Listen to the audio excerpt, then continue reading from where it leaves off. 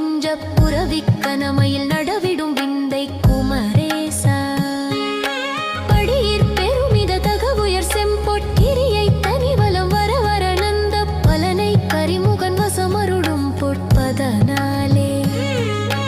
பரன் வெட்டிடவுள மிகவும் வெகுண்டு அக்கனியை தரவில்லை என அருள் செந்திற் பழனி சிவகிரி தனிலுரை கந்த